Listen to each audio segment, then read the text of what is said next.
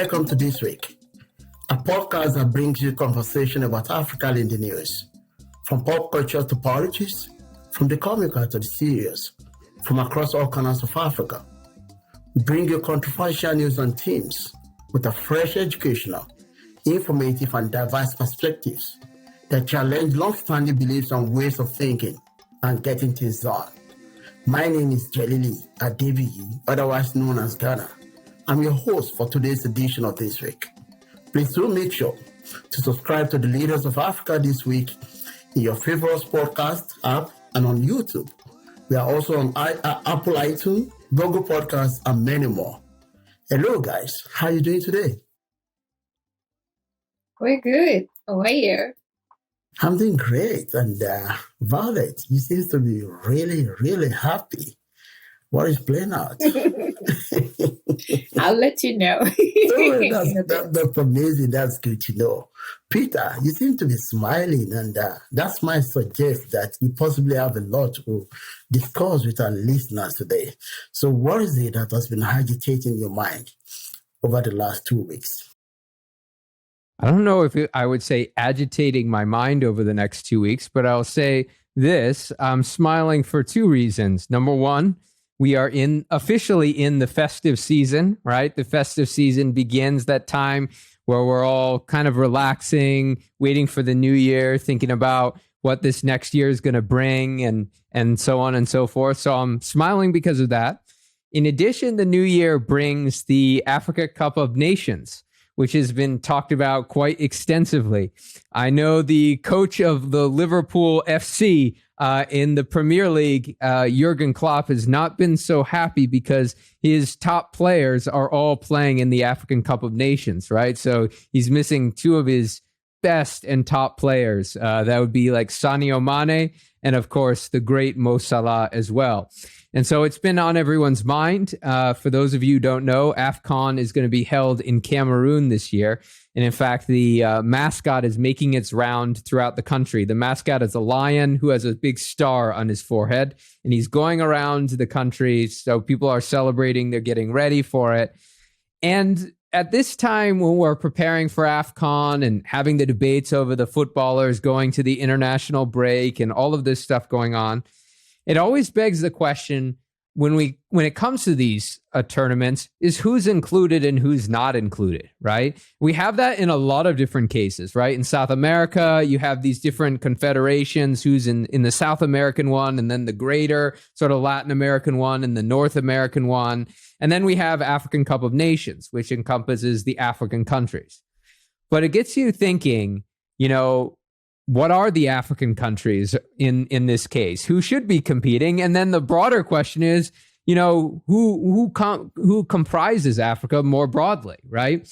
And I think it's kind of an interesting question to ponder at this time because, because when you think about the winners of AFCON in previous years, some of those winners have come from the North African countries. And sometimes there's this contested view about whether North Africa is part of Africa or it's not, right? It's part of the African Union, so we know that. But, are they part of Africa? Do they have sort of an identity that is incorporated into the broader continent? It raises some of these questions. And of course, there was an article this past week from the BBC that mused and discussed some of these things as well. So I'm curious what you think about this. Maybe a little bit on the football side, a little bit on the identity side as well. What about you, Violet? No and idea. Back to this conversation about, who really consists of Africa? Do we consider North African countries to be part of Africa? Have you heard anything about this conversation in the past? Because when I was a student of historical studies, civilization and historical studies, one of the major issues that actually came to bear was whether it was fair to consider North African countries to be part of Africa, because sometimes they are categorized to be part of Mid-Eastern countries. And that is why a significant focus of Mid-Eastern studies includes North African countries. And a big number of the consideration for these is because they speak Arabic, and majority of these countries, they are deeply Islamic. So they were part of the successor civilization that actually predated the Western civilization, which is viewed upon as Arab civilization in some historical book. And then in some historical book, they also look at it from a different perspective that since they speak Arabic, that it's better to consider them not to be part of Africa. And I've heard a number of people from the region, espousing this view. So what does it look like to you, Violet? Well, Ghana, if you say that, or if those people say that they shouldn't be part of Africa simply because they speak Arabic and they're part of the cultural fabric of Arabia, then I would probably ask and say, should I say I'm Ugandan or I'm Kenyan? Because I am an Atasot from Uganda, but some of my tribe's people are in Kenya because of the colonial boundaries. So should I say I'm Kenyan or should I say I'm Ugandan? That is the question if we're applying the same rules. But that is an interesting story that Peter has given us today. And the questions that you both raise are really important in the grand scheme of things. And another question I'd probably ask, do they want to be considered a part of Africa or not? I know that it's a very divisive topic because I know that there's some Africans who love to identify with the continent as a whole, but then there's some North Africans who do not want to be identified as Africans.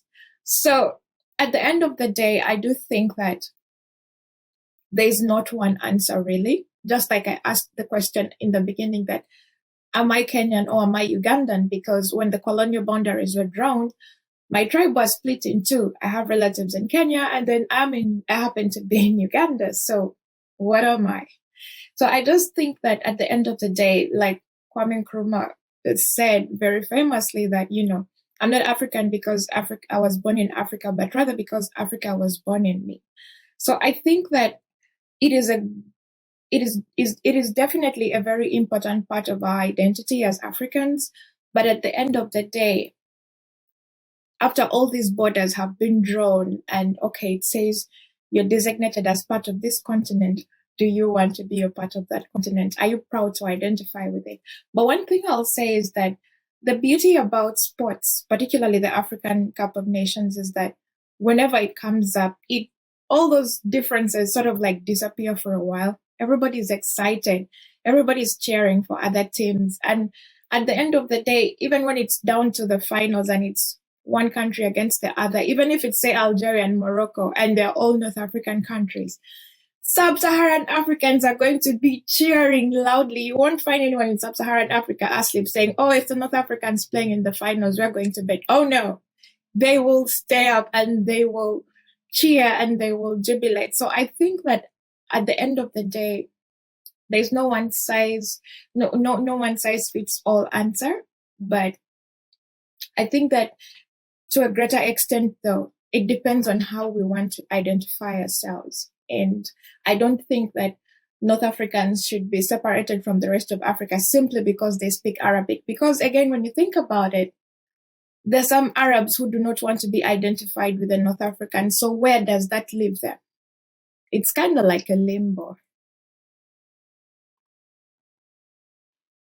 Yeah, just to add to what Violet said, I would say Ghana, issues of identity are very complex and very sensitive and personally, I don't think that we will actually ever find an answer or agree to one thing, because you see the same thing playing out in different regions in the world. Even look at Latin America.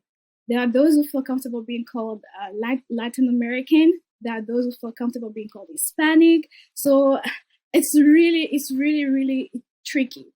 I would say the most important question to ask, like Violet said, how do they feel? How do Algerians feel?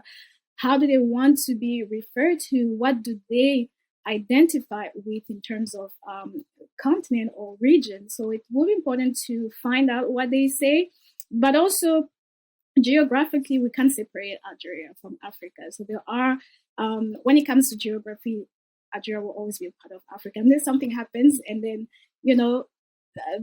that region kind of splits. But if we could look at it from a strictly geographic point of view, it is part of Africa. But when it comes to actually, now that Gloria has spoken, it does remind me of something. I'm sure many of us are familiar with it here, maybe with the exception of Peter. But sometimes you'll find that if you're African and your parents are hailing from different tribes, say maybe your mom hails from tribe A and your dad hails from tribe B. Typically, of course, because of the patriarchal system, you're supposed to identify with your father's tribe. But you find that some people identify with their mother's tribes. And so when they call you by your name, who are you?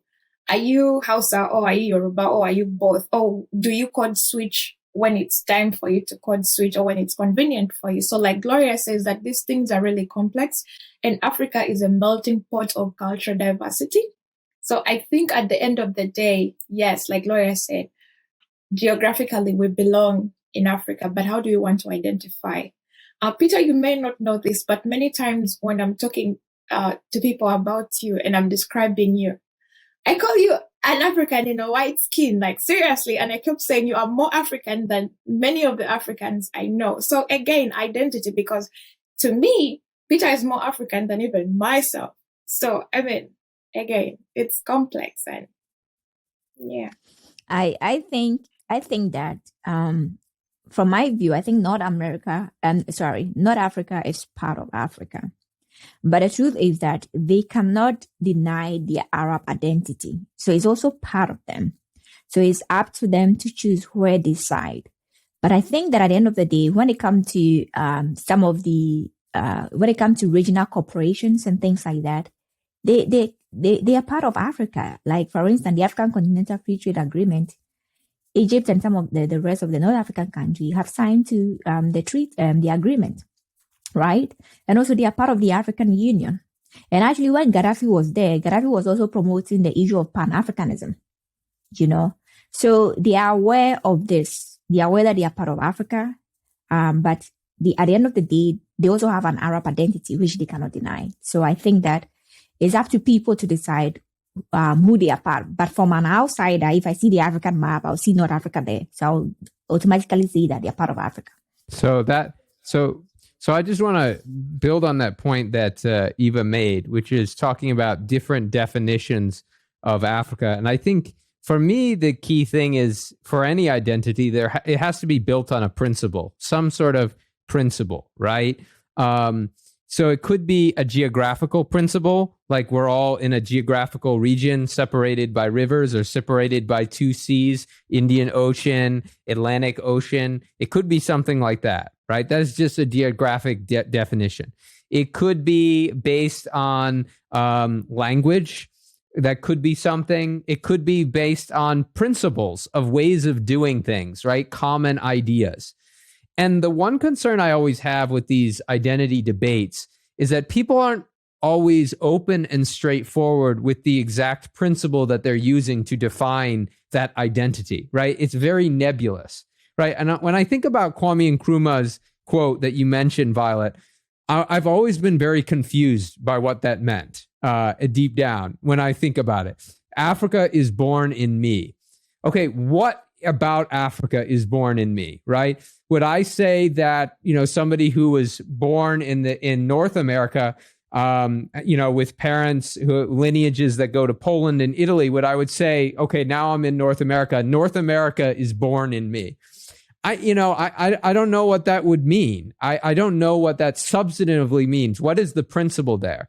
Right. And if we're thinking about, this identity, we have to think about what that principle is. And Eva mentioned another principle, political principle. The AU is a political body. So that's a political definition of an identity. Right. So I'm just curious what everyone thinks about what that principle is, or if there even is a principle. I don't think there is a consensus. I wouldn't argue that everyone would agree on that. But it's kind of interesting to think about what that central principle of that identity is.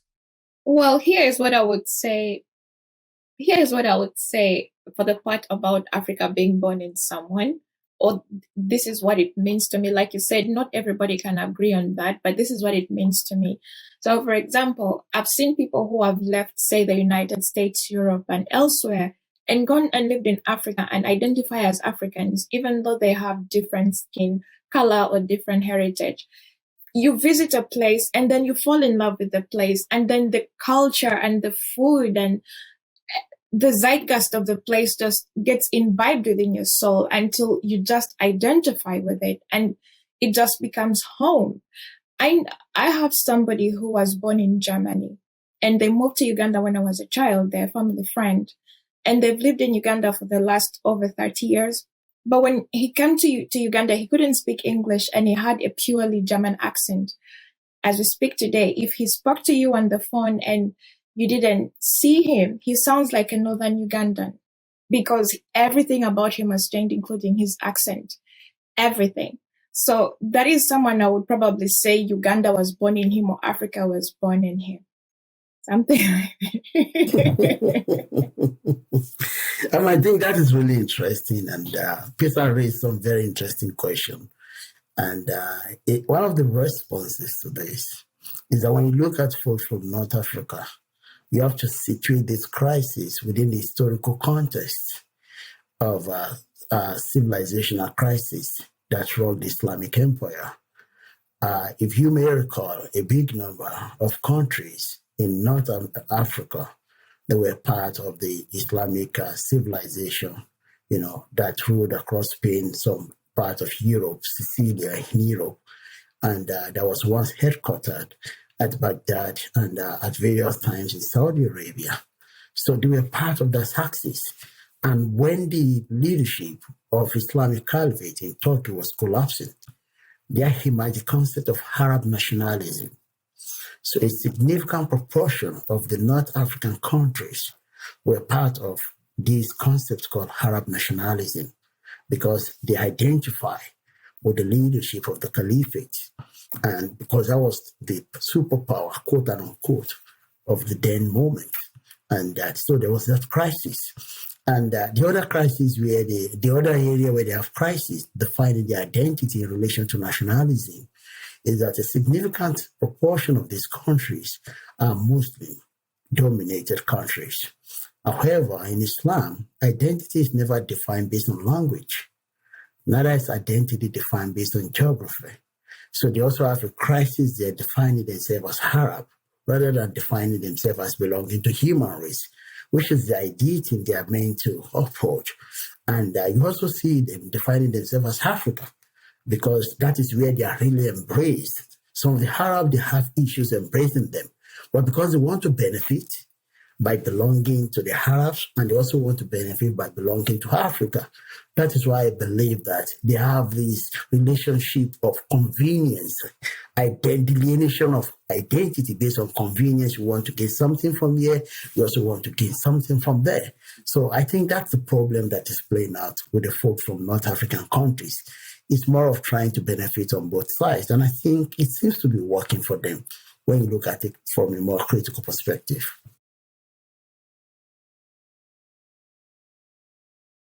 Just a quick thing. I know Ghana probably want to move on, but this came to mind. And when we talk about issues of identity, there are a lot of dynamics that influence how people choose to identify. Issues such as colorism, racism with people towards people of dark skin. All of these things do play into reasons why a certain country or group would choose to identify as African. We'll move on, guys. Which country are you predicting to win African Cup of Nations? Peter, what's your prediction? Well, I would go with the team in North Africa, most likely. Egypt's always tough. Morocco's always tough.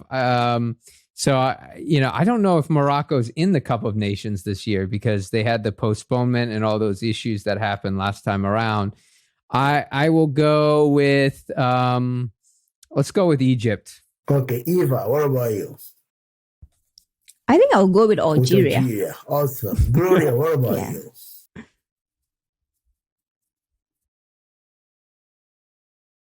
I would say, I don't even know if they're in the competition. They're in the competition, Cameroon? I believe. Cameroon should be in the competition. Okay, what about you, Violet? Well, I won't bet on a specific country, but I would say that I would go first with a North African country, a North African team, and then followed by a West African one. So nobody wanted Nigeria to win the African Cup of Nations? I not said going to happen. no. Before Nigeria wins, probably Senegal or Cameroon or Ghana will take it.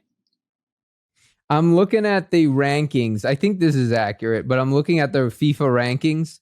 So the top ranked team in Africa is Senegal, then Morocco, Tunisia, Algeria, Nigeria, Egypt, Cameroon, Ghana, Mali, Cote d'Ivoire. Those are your top 10. Okay, I'll give it to Nigeria. I'll give it to Nigeria, and we move on to the next. Surprise. I'll give it to Nigeria.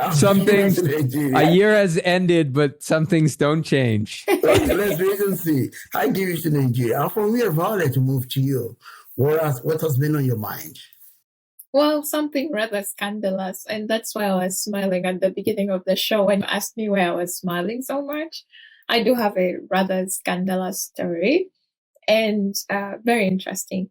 So, as some of you probably have heard at some point in the past, the phones of 11 Foreign Service officers working in Uganda were hacked. And turns out they were working in Uganda, and turns out that the software that they used to hack these phones is called Pegasus, and it's created by a tech company in Israel known as NSO. Now, here is the interesting part where it gets rather scandalous. Okay, so 2 years ago, the son to my president, who is rumored to be the person going to take over, well, we don't know that, it's just a rumor, but apparently he was approached by a lady who was working for this organization, working for Israeli intelligence, asking him if he wanted to be able to have the power to hack any phone in the world. And as we all know, Uganda is rumored to be a democracy, but it's rather an interesting democracy. So definitely he was interested in having this ability. And so she told him about Pegasus, and after some time, the CEO of Pegasus flew into Uganda to seal the deal. Apparently, this deal brought in between 10 to 20 million US dollars. And well, when you think about it in the grand scheme of things, in 2020, they made over $200 million. But then this 10 to 20 million dollars deal that they made was about to cost them literally everything. So fast forward to sometime in the future, the phones of these 11 U.S. Foreign Service officials working in Uganda were hacked by this software that was bought by Uganda. Now, of course, the Ugandan government is denying it. It's also rumored that Rwanda is using the same software to hack phones in Uganda, but we don't know if they're the ones who hacked those phones. But because NSO sold the software to Uganda, ticked off the United States. They were not happy about it. And so it strained relations between the United States and Israel.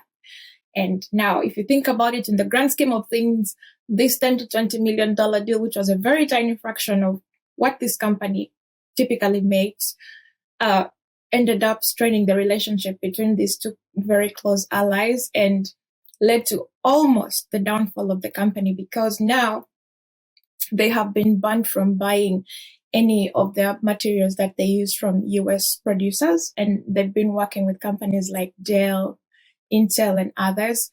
And if it goes even further, it means that even the officials who work for this company, the employees, can't travel to the United States.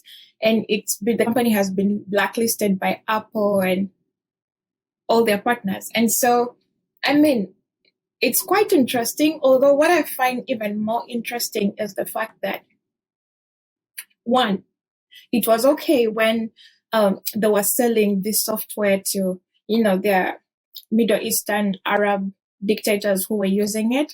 And this software apparently had one caveat. It couldn't be used to hack any US phones or anything like that. But now that it was used to hack US phones, now it is a problem. But before then, it was not a problem. I find that quite interesting. And then two, what I find quite interesting is the fact that, again, in the grand scheme of things. Peter, what do you think about this interesting story? I mean, I don't know, the details of the story are some way, but what I generally think of here is the exportation of authoritarian technology, right? And I think one of the key things to reflect on here is that we when we think about tech and the promises of tech, we oftentimes think of them, particularly here at Leaders of Africa, in a positive way, right? Promoting participation, promoting transparency, improving education, things of this nature, right? And we've had conversations on our platform about these topics.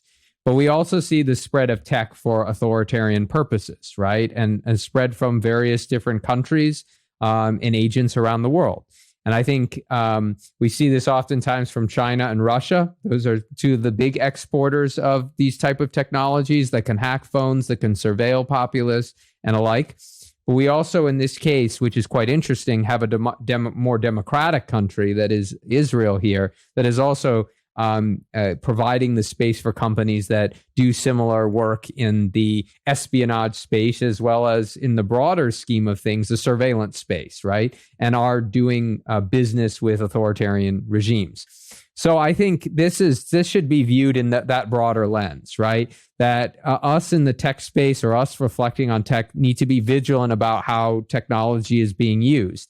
And to be enhancing sort of transparency around tech, as well as forcing companies that are creating products that surveil the public or that are being used to surveil in any way, that there's constant pressure on those companies. I think we may be able to hear a little bit from the tech community, but I haven't heard so much as maybe should be said. And so that's what I sort of see this story in that broader context. Yeah, Gloria, I'd like to bring you into this conversation because I know you've been doing some work on things related to this.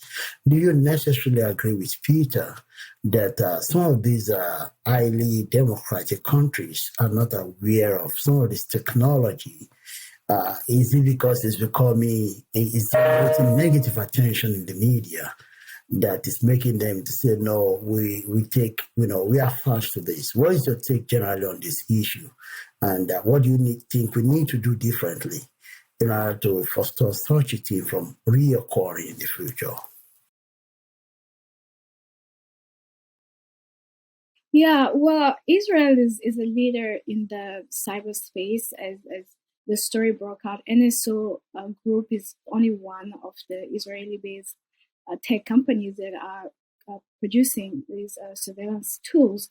So again, coming back to the argument that Peter made, that Israel calls itself a democracy, and at the same time they have companies that are supporting surveillance in other countries. So the model under which NSO Group operates is that they claim that these tools are created to fight terrorism. So these tools are only to be used in the fight against terrorism and serious crimes and human trafficking and things like that. And so even the vetting process has to go to the Israeli government. So the defense ministry approve the NSO client. So it's not even the company itself that decides who their clients are. But the thing is, you cannot control what your clients are doing with the tools. And more it's being discovered that this software is appearing in the telephones of people who are not terrorists. They are not involved in any kind of crime, but journalists are being controlled. Humanitarian workers, human rights activists, they are being monitored using these tools. And so it's not even the first time that this company has come to the public with scandals like what we're seeing now in Uganda. But as Violet said, the difference now is that the U.S. is involved, and they've targeted U.S. officials. So that is the issue. And I cannot agree more with Peter. There needs to be pressure. And right now there is pressure. Apple has taken this company to court that they cannot use Apple products anymore. It's been blacklisted in the US, and they can't do business with a lot of tech companies in the US because of what has happened. We need that kind of pressure all the time, not just when a select few are targeted, because we know everybody everywhere across the world are being targeted with these tools. And also, as we said, it is our responsibility. We cannot wait on the US to enact our policies surrounding privacy and human rights. And so, in as much as we need to keep that pressure, but there needs to be responsibility from our governments. Who are we allowing to do business in our country? What kind of policies they have around privacy and all of that? But again, it's weird because the people who are supposed to be making the decisions are the people who are invited. And just nodding your head. Do you have something to say to contribute to this conversation? Peter will come back to you. From Peter will come back to Violet. Yeah, the issue of, as Gloria said, data and privacy is becoming a very critical thing that we have to look into, because we are getting to a point where citizens have been surveyed, like wherever you go, you are being monitored from your phone. And this is not even just coming from government, but your tech companies are also looking at what you are doing and things like that. So for me, there have to be laws that are made to protect both sides. But as Violet and Gloria already said, those people that are supposed to make these laws to protect us are also involved in this kind of activities. So where should we go from here? So my question is that it also comes down to the citizens to require for serious accountability, because the issue of data, the issue of internet security, and the issue of people hacking your phones and things like that are going to continue, and more powerful softwares are going to be used that they will hack your phone and you have no clue or no idea of how it was breached. So I think that this is something that we have to talk about, especially, and also we need more education on this, because I'm sure that a lot of us are not aware that this is what is going on. There are all these softwares that are surveilling people, that are actually tapping into people's phones. So the thing that came to mind when I was reading this story was that if they hadn't hacked the US officials' phones, would this thing have come to light? Will we have known it?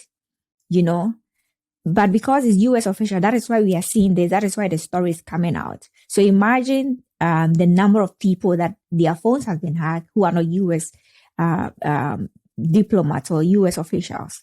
So we need accountability here. And also they have to be transparent with us in terms of how this technology are used, even if they are bought. These are important technology. If the purpose for it is to track terrorists and also to track human trafficking activities, it's a good one. But if you are using it for other things other than that, then you need to tell us the other things that you're using it to do.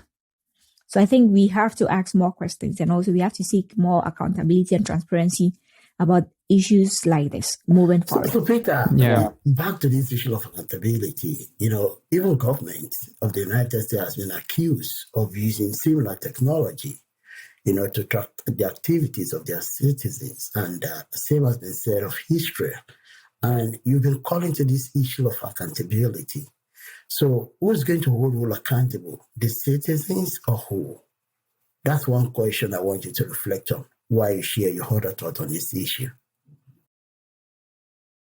I'll answer that question just briefly. I mean, the citizens are the ones that have to hold the government to account. Obviously, in some cases, that doesn't work because it's not a more democratic dispensation. And even in democratic societies overall, or more democratic societies, I should say, sometimes the citizens are willing to give up some of those civil liberties, right? And are willing to be surveilled. Or, as we oftentimes do with our platforms and tech platforms that we use all the time, give up some of the rights that we have to our data and whatnot to get that free service, to get that ability to do X, Y, and Z, or integrate our apps, right? So I think it comes down to the citizens. And if you look at some Western countries, there's always been that debate about, what the government can and cannot do in the area of surveillance. But there always is going to be surveillance. And, international spying as well. That is something that has always happened, from the beginning of time. And so to come back to Eva's point, I don't think anyone was surprised that this was going on, right? I think this is just bad press for NSO. Sorry for them, but bad press, because it comes out and it's now a topic of conversation. We're talking about it. Others are talking about it. But everyone knew that was going on. And Gloria said an important point is that, a number of countries have an entire security industry that's grown up. It's a big part of their economy. It's a major export that they've had. And I think one layer on top of this, just building on what Gloria mentioned earlier, is the Uganda, coming back to our story, Uganda-Israel relationship here, right? In recent years, that relationship has gotten significantly closer. So Museveni has visited Israel. And in February of 2020, then Prime Minister Benjamin Netanyahu visited Uganda. So there's this close relationship there. And if we look and we dig down deeper into those relationships, we know that one of the things that Israel is always concerned about is recognition of Israel. And many countries across the continent of Africa have been concerned with the way that Israel has treated the Palestinian people. And so Israel is always looking for allies. They're always looking to build those relationships. And one of the things that we do see in this case of sort of the cyber side that we've been talking about is what we could say is sort of cyber diplomacy, right? Surveillance technology diplomacy, right? We've talked about this on the show, vaccine diplomacy, but in this case, we're talking about, cyber surveillance tech diplomacy. So it makes sense that you have this sort of relationship that is forming between Uganda and Israel, and then this company is doing sort of the go-between. And as Gloria said earlier, that go-between is sanctioned by the government of Uganda, or by the government of Israel as well as the government of Uganda, right? And so I think you have to look at that this context as well. And so is that situation a situation where there's going to be significant transparency or accountability? Maybe in Israel, right? If there is a concern, if this is a broad-based and viewed through the lens of a broad-based domestic concern, maybe, right? And I'm holding out a low percentage chance there. In the case of Uganda, is this going to bring any transparency or accountability? Absolutely not. And the reason is that very simple things Ugandans have been saying for years about transparency, simple things about, what we post on YouTube and things like that. And there's no accountability there. So don't expect the state to yield on any sort of surveillance that they're engaging in. So that's my thought. Yeah, the last thought on this issue before I move to Gloria. What is your last thought on this issue, Violet? Well, I think all has been said, and I would just like to, I don't know, not counter, but just add to what Peter said, that perhaps maybe if there's any kind of accountability that will happen, definitely not for Uganda, but probably in Israel.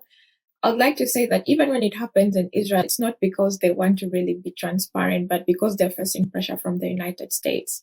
In the grand scheme of things, as much as, yes, the citizens are the ones supposed to hold governments accountable, it's not as easy as it seems or as it sounds. And many times you cannot combat what you don't even know exists, because many of these things, are done in secret. People don't know about them. They're classified. And again, there's that other question of, we want convenience, but at what cost? Many of us are willing to give up our privacy for convenience. That's literally the entire crux of my project. But what is the cost? What price are we really paying in the end? So that's something to ponder. Probably we'll take it up on Discord, but it's a much larger topic. Yeah, that's something to continue and discuss. And before we transition to continue the conversation on discourse, it's time to get to Gloria. What has been on your mind?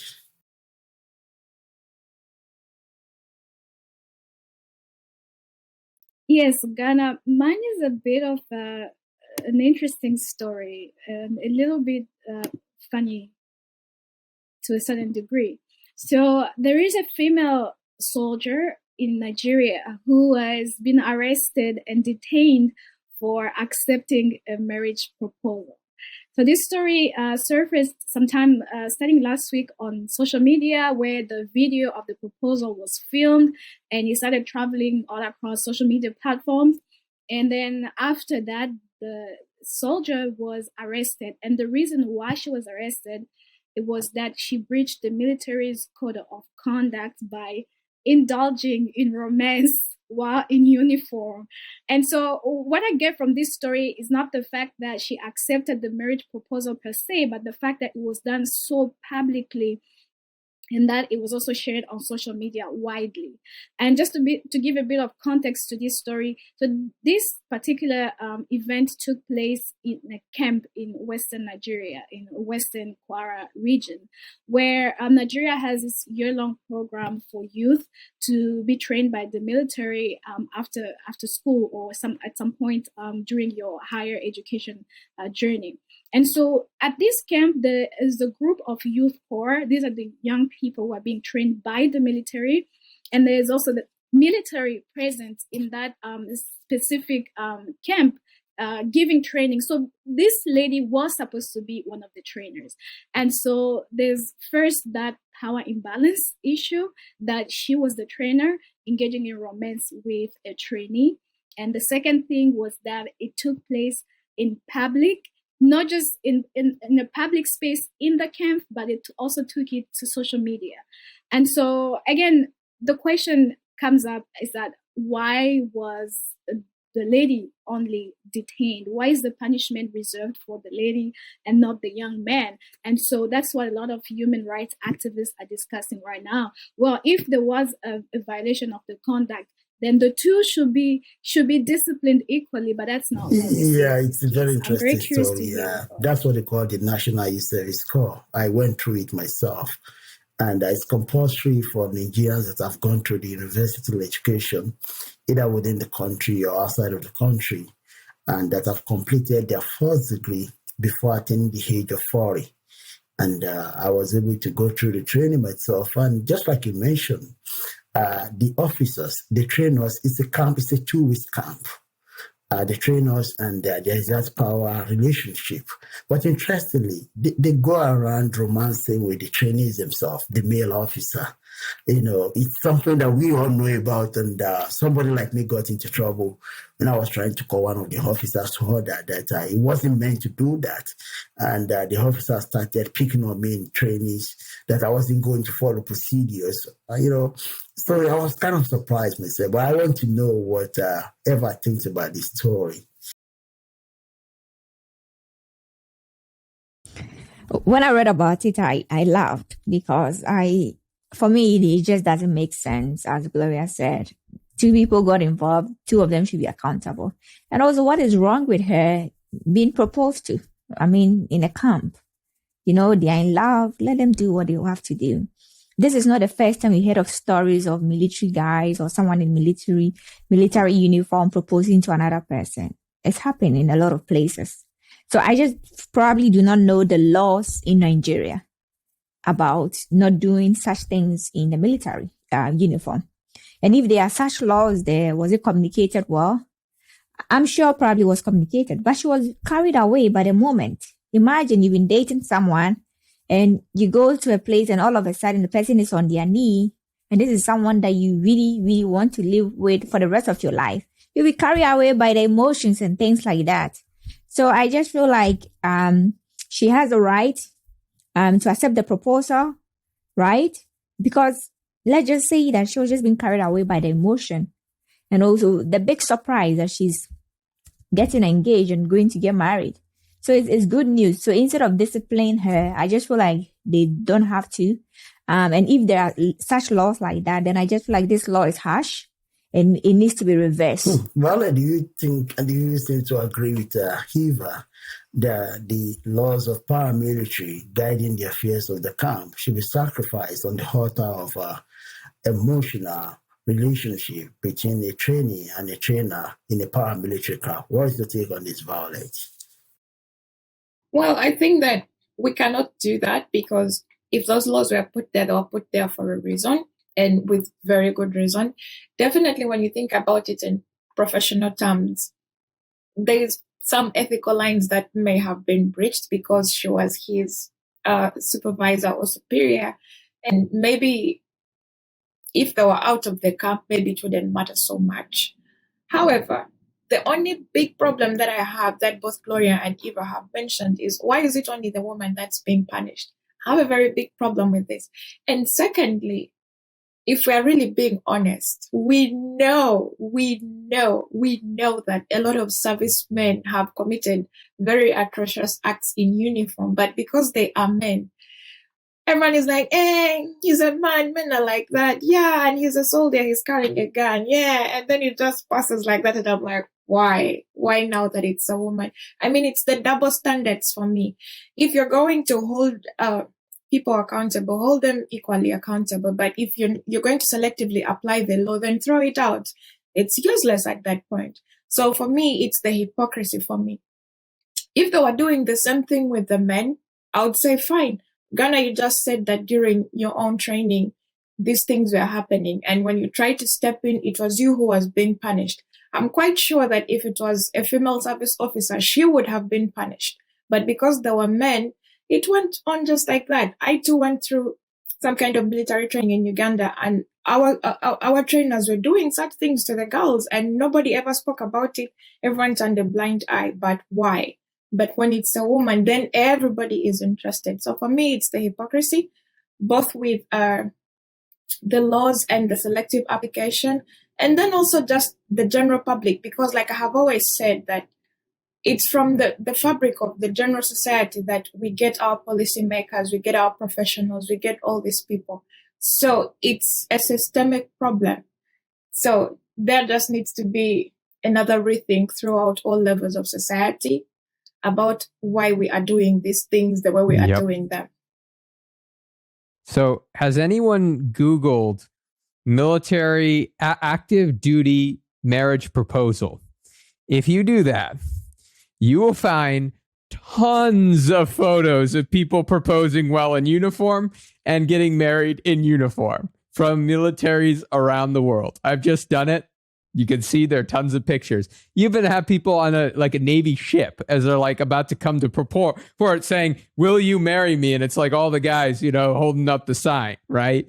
So, I think we need to know more about the situation, right? It's one thing if, the lady is engaging in active combat, right, or something of this nature, and usually those National Youth Service posts, and this, Ghana, you can correct me if I'm wrong, they're not going to put people on the front lines of fighting Boko Haram, right? That's not going to be your placement, right? You're doing some support, logistic work, trying to figure out, how the military works, and some kind of volunteer work here and there, right?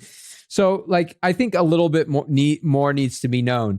But I will tell you one thing, and I think I told Gloria and Violet and Eva this story before, but there is something in Nigeria about the uniform and doing other things in the uniform.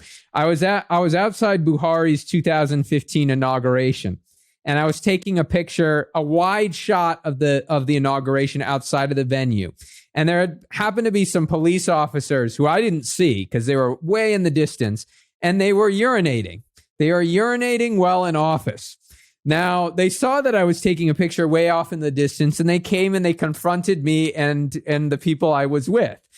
And it got into this whole situation because, they wanted the picture deleted and they wanted to see the picture. They actually looked at the picture and they noticed they couldn't even see themselves in the picture. They said, okay, that's fine.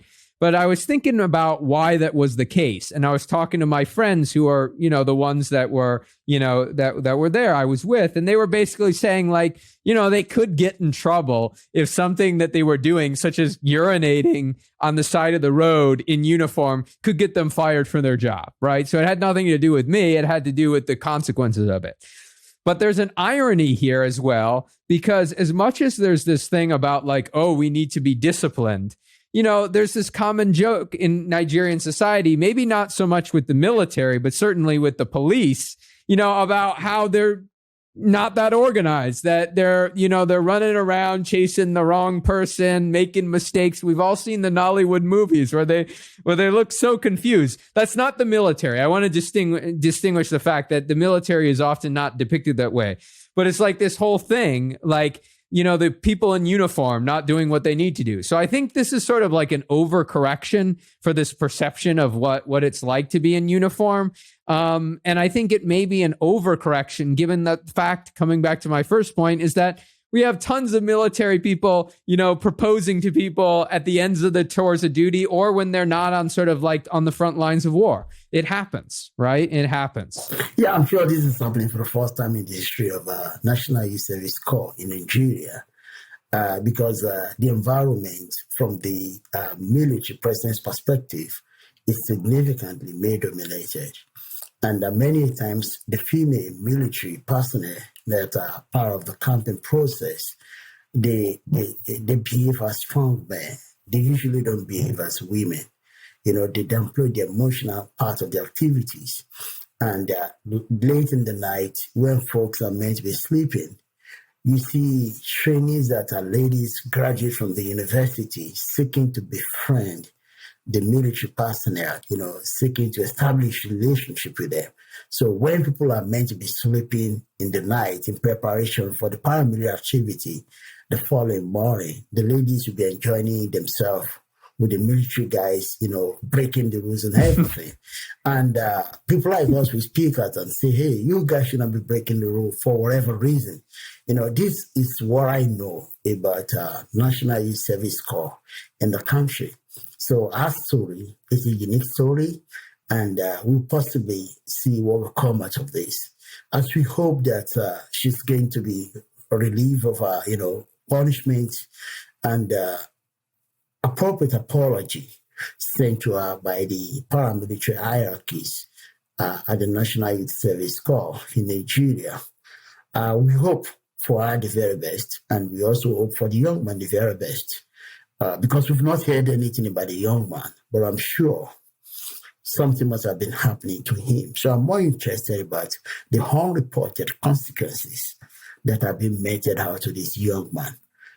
Because things that are not up to that were viewed seriously with a lot of punishment. I've gone through their punishment before. And the only thing that kept me going was the fact that they knew that I was an activist with national visibility.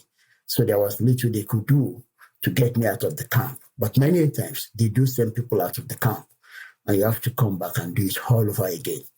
We wish her the very best and we wish her was the very best. And it's on this note that we are going to be ending it on this section of today's edition of This Week, the last in the year 2021. To you, all of our viewers, we thank you for being faithful with us, for being part of all of our series since the beginning of the year until this very moment. We have new series that are specially packaged for you starting from next year. And we invite you to continue to be part of the Leaders of Africa, various activities, and also monitor activities at the Leaders of Africa Institute. We wish you the best of all holidays and the best of New Year and Christmas celebration. Until then, stay tuned with us. Continue this conversation with us on Discourse, on our Facebook, and other online network. Thank you and wish you the best of the year ahead of you. Bye.